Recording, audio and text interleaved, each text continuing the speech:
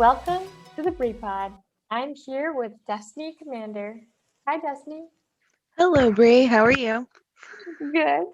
I'm super excited to have you on here. You and I have known each other for a couple of years now. Actually, more than a It's couple, like right? 5 years. Yeah, It's like been it's five. wow. Wow, the time has gone by. Mm-hmm. Um, that's so crazy. Yeah. So we met at work together.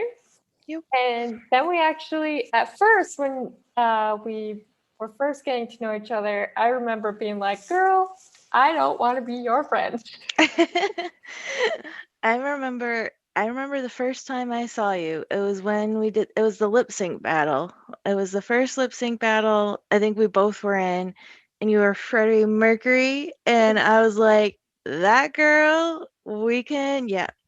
We've got the same vibes, and I think after I saw you there, and then so I didn't know who you were then, but I knew like from that your performance, I was like, yep, I could get along with her. And then when I actually found out who you were, it was when you were getting the peeps together for the Harry Potter, and you were trying to gather people, and then that's when I officially met you, and like the all the like spreadsheets went out, and like I made an effort to go to your desk, be like, hey, we're gonna be friends. And you were like so shy. I was like, I don't care. But yeah, I'm like, she loves Harry Potter. She's friggin' jamming out on a broom in a friggin' on a like Christmas party. Like, it's great. Well, I'm glad that you did that because I think that it was the best thing that could ever happen to me because at that point in time, prior to Freddie Mercury and prior to Harry Potter, I really was not getting involved in a lot of work stuff because I convinced myself that I didn't want any friends. So I was like, I don't want any friends. I'm not getting to know anybody. And then you came out of like the woodworks for me, and then it went from history for there. From there. And it's so hard to believe that you say that because, like, now, like, all the stuff that you had done after, like, with the Grace Fit and just everything, just getting so many people together, creating lunch groups for people, like, bringing people in from different departments, like, hey, there's this person and this person. You guys would get along. Let's have lunch together. I'm like, okay. So it's so weird to like hear you say that part and then knowing you after like all the things you did to bring people together and all your justice too with all the stuff like all the injustice and work like you made sure people were taken care of, and it's so crazy to hear you were like, no, I'm not gonna know anybody here. And then now look at you. I know Oh it's the man. introvert in me, but um, yeah, it's weird. I'm like an introvert and extrovert. My mom has a term for it, but I cannot remember it right now for the life of me. But yeah, thank you for saying that. That's too funny. You're welcome. So tell our audience a little bit about you. All right. So Destinee Commander. I'm originally not. I'm from Maine, but I moved around a lot. I'm a very, very, very adamant animal lover. I have a beautiful daughter, and she gets me through a lot of the stuff. I stay strong for her. My mom wasn't around, so I want to make sure that she doesn't have that same experience. I love music. I love dancing, Zumba, Just Dance, anything. Like and she does. She loves dance too. So it's really amazing that we can share that together. And she also loves the kittens. She like loves them so much she squeals and they run away. But it's awesome. So and I'm also getting into tarot and doing all that spiritual work. Actually, Bree, you brought me into that as well. I had a little touch with my sister back growing up, but you kind of re-brought that back into my life, and it's been helping get through a lot of situations. So. Well, thank you for sharing that, and I'm glad that I think that you're doing an amazing job as a mama to little Thank pumpkin. you. And She is adorable. I love that she loves to dance like you. Like that's so It's adorable. so crazy. And now I gotta make sure. Well, she actually broke our TV, so she doesn't see the bad dancers anymore. Cause like I was starting to get worried that she was gonna start doing the bad dances. Like, no, don't do that. But she does like the little hip wiggles and she spins and she has like certain songs that she loves. Like as soon as it comes on, she's like right at the TV, like, I'm dancing. Oh, this is great. And I'm really hoping she's gonna be my best friend and we're gonna play board games and we're gonna do all the geocaching and hiking and all the crazy things that I love doing that I can't find anybody to do that with. I'm sure she'll love to do some of that stuff for sure. Um, so to bring this in a little bit, you have been through a lot, as I personally know, because we're really close friends. Mhm. Um, but I wanted you to share a bit about that. Like we call this reborn from the shadows. What does that mean to you? So rebirth is it's always kind of been like a part of my life. Like I really was introduced to it through Harry Potter and the Phoenix. Like when I saw the Phoenix in the Harry Potter, I didn't know about the Phoenix before that. And here's this beautiful bird that grows and then it just dies away, but like it dies into it's like it's reborn from its ashes. And I'm like, that's an amazing trait. Like how awesome would it be like you go through something so tough and challenging and then how do you get through it, you know? Like how do you move, like what do you do? And just being, I think I try to embody that essence of the phoenix when I try to go through tough times. Like I got to remember, so like when it gets old, like that's its time. Like when you have a horrible incident, like a horrible tragedy, that's like it's done. Like that's dead now, so let's move on from it. So let's rebirth ourselves into a new like life. Like we may have one life, but you can have so many new life experiences within your one life. Like you're not just here. Like you may have a tragedy, but you got to know that you can grow and re I guess rebirth from it. Like it's always you're always growing, and I really love that being reborn from your shadow, your ashes. I say shadow because we have a lot of shadow work.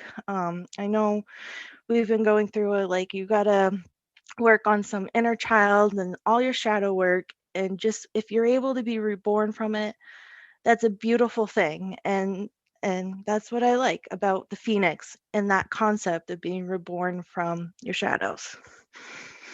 I love how you shared that because it just sounds like beautiful, like it's like a mixture of emotions of beautiful, and then at the same time, of course, It's there's ugly.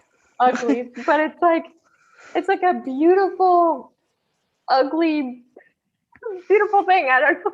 It is. I don't It's know. hard to explain. That's why it's mythical. It's like, but yeah, you can practice that. You don't have to be a phoenix to be reborn from a tragedy. Like we all go through things, everything's tough, everybody's going through something, and just getting through that, you're reborn. The moment you are able to heal and move forward with your life, that's your rebirth. And you're going to become old and ugly and go through another tragedy, but then you're going to bounce back, heal, and be reborn. So you're always being reborn through all your tragedies that you go through, anything traumatic, just anything ugly, just you can move on from it. You got to just know that it's not going to be always that.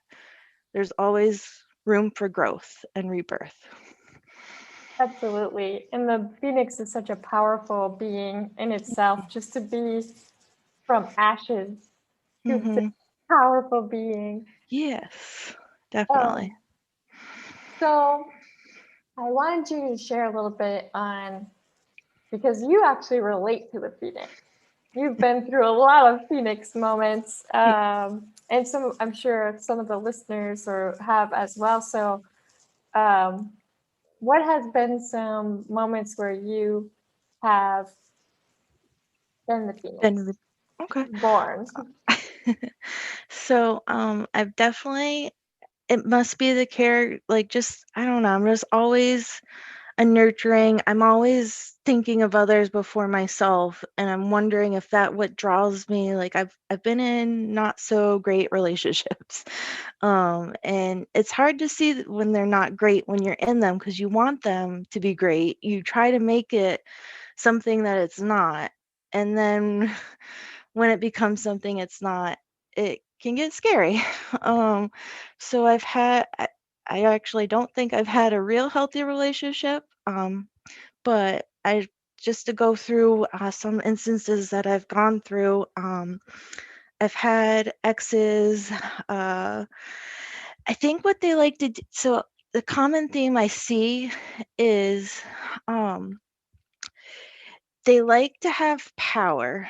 And the two that I'm really thinking of, it was like I was living with both of them, and it's the moment when they say, like, you have nowhere else to go. Like, it's either here or your family. And that like puts you, that's like, as soon as it gets like that, I got panicky. I'm like, oh my God, like I don't like this. Like, I can't just rely on that. Like, what? And then it's that control. They have that control over you, and that's not healthy and it's not good. And the moment you take back control, they hate it. They absolutely hate it. So the first instance, I was told, you're stuck here. You're gonna have to go back to your family, or you're gonna have to live with me. And I was like, well, I don't like that. Like, I don't, that's just, you can't have that power over me. And so as soon as I found a new place, um, this ex decided to take a baseball bat to my car and smashed out 3 of my windows, all because I took back control. I didn't leave. Like, I had an apartment just as a backup, but I didn't move out. I didn't move out until he smashed the windows, and that's when, oh, well, okay. Well, I'm glad I have this place and I can move on now. So there was that. And then second instance, we had, it was actually Sky's dad, uh, and he was going through some addiction, some alcoholism, just a lot of stuff was going on. And then it kind of coincided with COVID a little bit. And we had this newborn, and we were in a new place. We didn't have anybody to help us with her. And then COVID hit, and we were quarantined together. He got laid off, and we were just both there all the time, and just going through with like the world, what COVID was doing for everybody. Everybody was going through something, and here we were going through this. And it just got to a point where uh he snapped. And it just, I was trying, like, I will say this, I know people will always, I know you always want to try to help people, but sometimes you can't help those that don't want help. And it's hard because you love this person and you want to help them.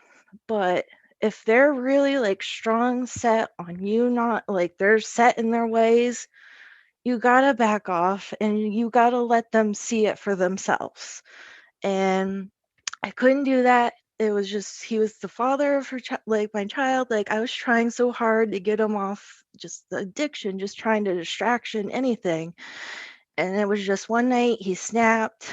A gun got involved. He cocked it a couple times, and in the event of the second time, I was trying to disarm him. I was trying to find, like, what do I do? How do I get out of this like situation? And in that moment, I got him in a headlock and the gun discharged. And that was like my oh my God, we gotta go, we gotta go. And even when I was trying to call 911, he was still trying to stop me. Like he was ripping the phone out of my hand. I was like, no, you can't call 911. Like, yeah, because you know you did something wrong. That's why. And I eventually was able to call 911 from another phone and got our daughter to safety. Um, and that was the last of that. But and I just want to share, like, when you're in it, it's hard to see. Like, you want to believe the best in people, you want to help people.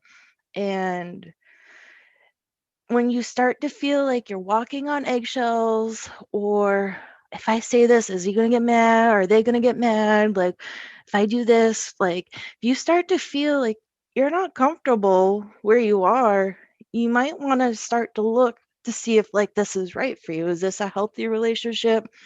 And I know it's scary, because then what do you do after? Like, okay, now you're in this crazy situation.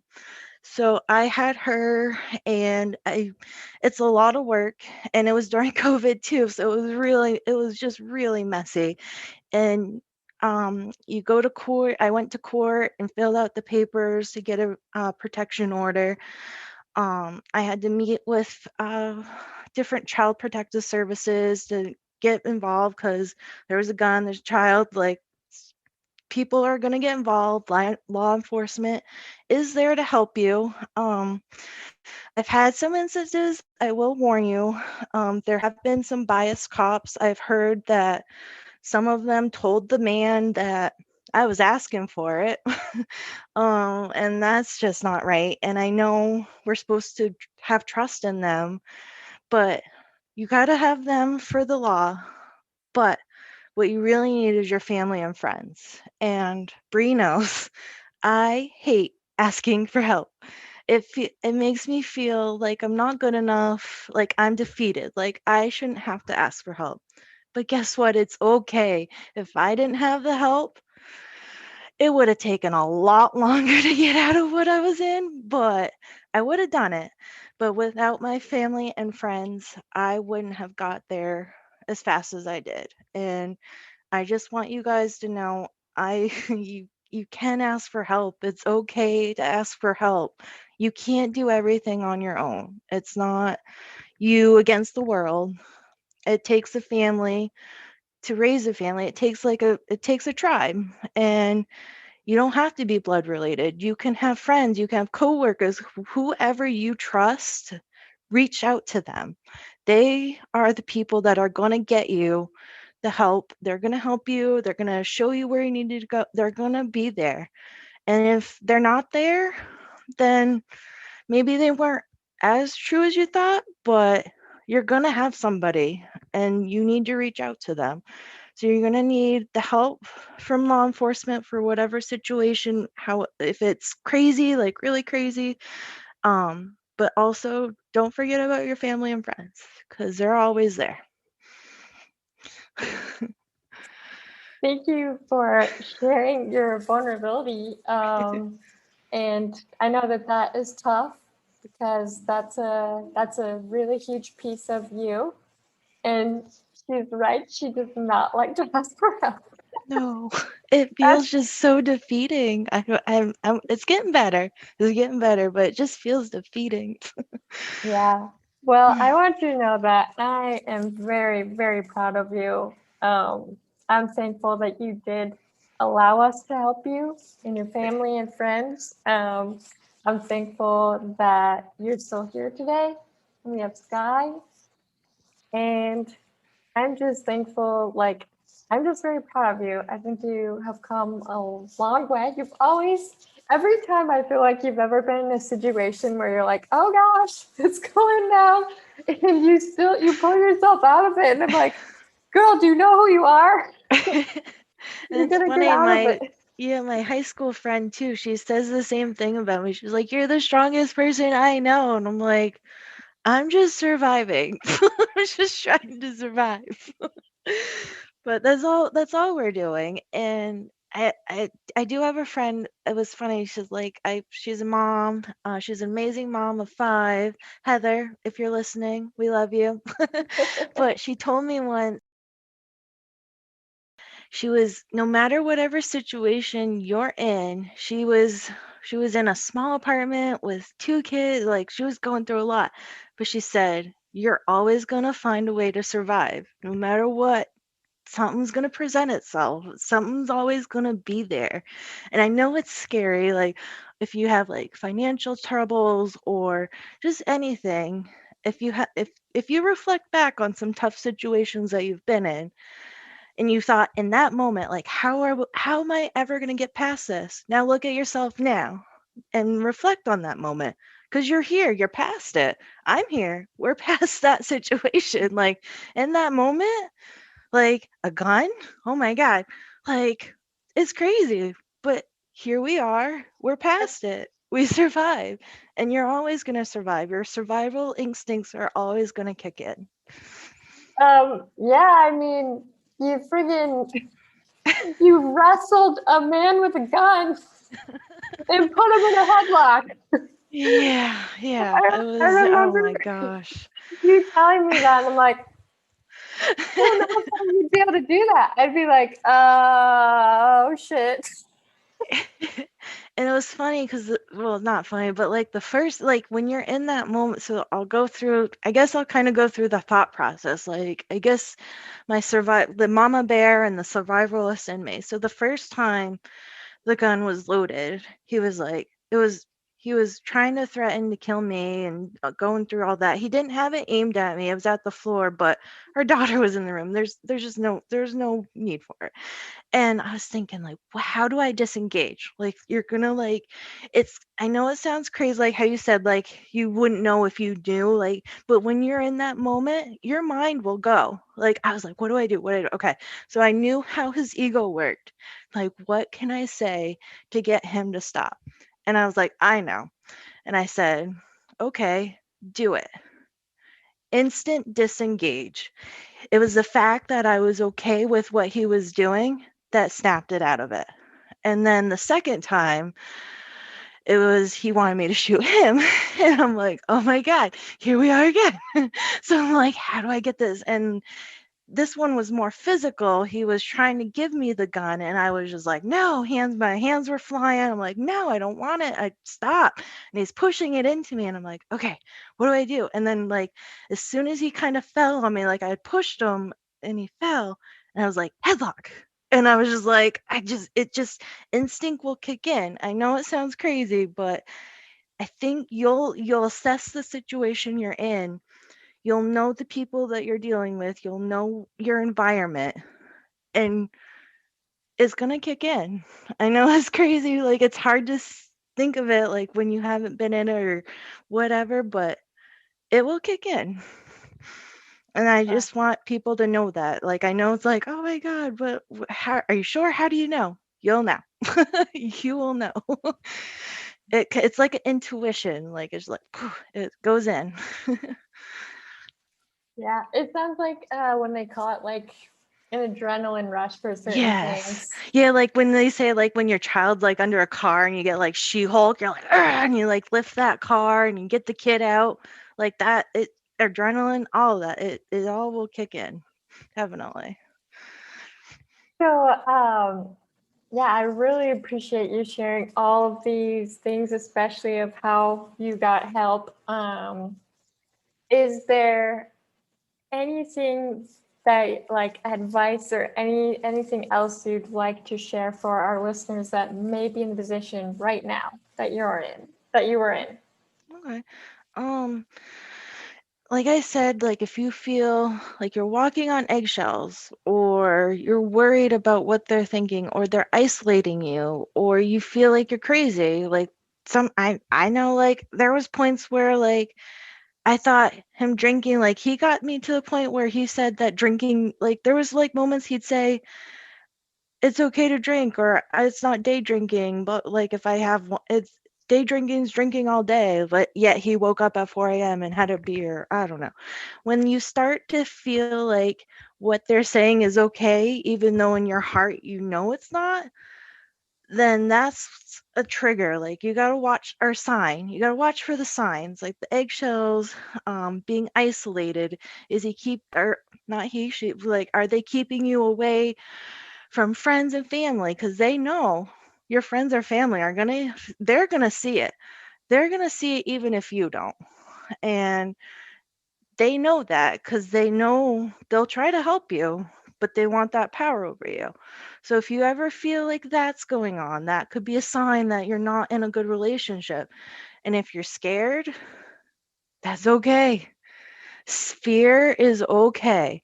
Makes you feel that's fear makes you human. Fear makes you kind of check yourself. Fear makes you kind of look around you like, why are you scared? You shouldn't be scared in your home environment. Your home is your home. If you're scared, you need to go. You need to reach out to your friends and family. And I've told Bree this before, like, these incidences that I went through, they were crazy, but it was weird because I kind of needed it too. Because like the first one with the windows and the smashing, like I said, like when you're in it, you don't know. And then when something crazy happens and the whole world can see it, then you're like, oh. And then people will come to you and be like, what is going on? Like what's going on? Like it's it's kind of a relief when the world can see it. Because in the beginning, it's just you. Like you see it or you don't see it, but you're not sure. But when the world sees it, when like someone else can see it, then it's like it kind of snaps you. And that's when like you get that aha moment. All right, this is bad. I got to get out. And that's when you reach out to the people you trust. If you need to get law enforcement, hopefully you don't have to get them involved, but if you do, make sure you go and you trust and you do the right steps. If you feel like you're unsafe, get those protection orders. I know they've I know like they'll try to tell you things you'll want to do. They'll try to guide you in the direction you should go, but listen to your gut. Like if you feel unsafe and you want a protection order, get it. If and just try to get out safely if you can and hopefully avoid like a big catastrophic event. But also those catastrophic events are okay too because it's like a snap. It's like, it's like, oof. It kind of wakes you up. It's like, wow, he just smashed out my windows. I'm with a psychopath. Oh, he's loading a gun. I'm with a psychopath. It's like, holy crap, like I've been trying to make this work. Oh, nope, this is not working. Stop making it work. And yeah, so just, I guess, watch for signs. Just watch the signs. Just trust your gut, watch your signs, and lean on people you trust. Yeah, absolutely. And something I wanted to add to that is if you're going through that, it is very normal for the abuser to make you question your reality. That is a typical move of an abuser. So when she was talking about how you'll feel crazy, it is because they are like a mind F word, basically. I mean, in truth, that's what it's like because they need you to feel that way because that's that control and that power that she was talking about. So if you're hearing this and you're resonating with what she's saying, know that you are not crazy. And you're not You, alone. yeah, you're not alone. Mm-mm. Um, and what you are feeling, that gut feeling that something is off. Yep, definitely. And then I also want to touch on too, like once there may be people that have already gone through this and are wondering, how do you heal? And myself, I'm still working on it. I'm still a hot mess. I cry. I cry a lot. And I try to also not let it affect me being a mother because I don't want me to be unable to take care of her when I don't I'm going to say this and I'm I'll explain it. But sometimes I have like, what's the word? Um, regret. I don't regret her. I regret the situation. And you'll also feel like shame. Like there was one moment I'm like, did I? And then you're going to go through so many emotions. You're going to go, did I make them crazy? No, no, no. Everybody's their own person. Like he had his own actions. Everybody has their own actions. Everybody's responsible for themselves. So try not to feel that. I'm still working on that. I still think I make all my exes crazy. um, No. so don't think that, and it's gonna be hard. And I do recommend therapy. I'm on a wait list for a really special therapy that involves horses that a friend recommended to me. So seek out what you can. And when you are looking for therapy, make sure you connect with them. I've had a lot of bad experiences with past therapists, and that's why I've kind of avoided it. But the animal lover in me was like, hey, horse therapy? Let's do it. That's me. So find the right fit, find the right person to talk to. And it's that same way. If you don't feel comfortable talking to a therapist about the situation, go find another one. Reach out to friends, see what they do. Hobbies are also really good. Getting back into dancing with my daughter, walking my cats at night.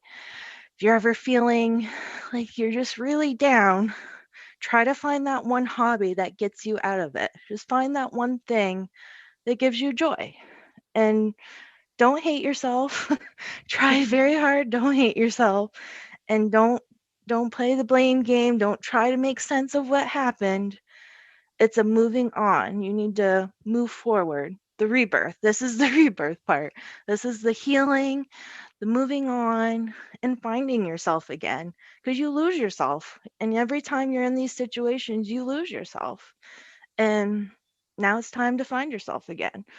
So make sure you recognize the signs, you get the right help, trust people, and then heal from it and move forward.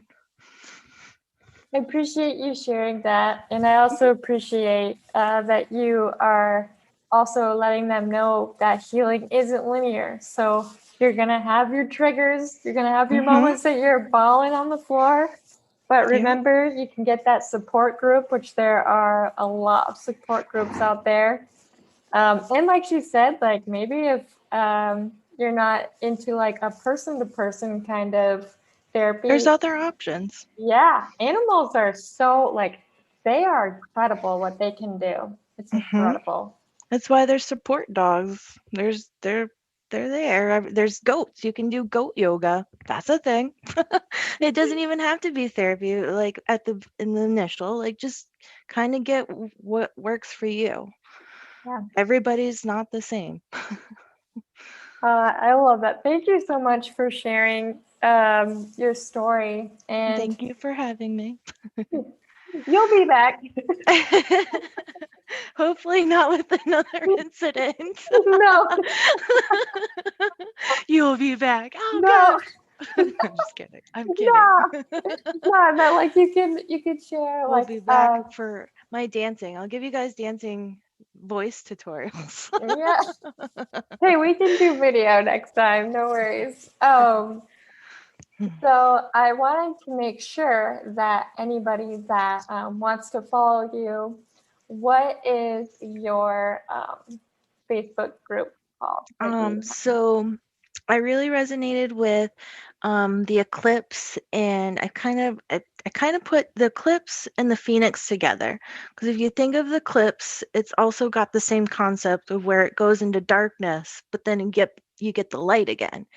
So on my Facebook, I'm Eclipsed Phoenix, and that's kind of a page I'm still working on. I want to do some tarot readings, just a lot of positive things in there. And if you come in there, I definitely would like to get to know you. If you ever want to have questions or anything, I will be available through there.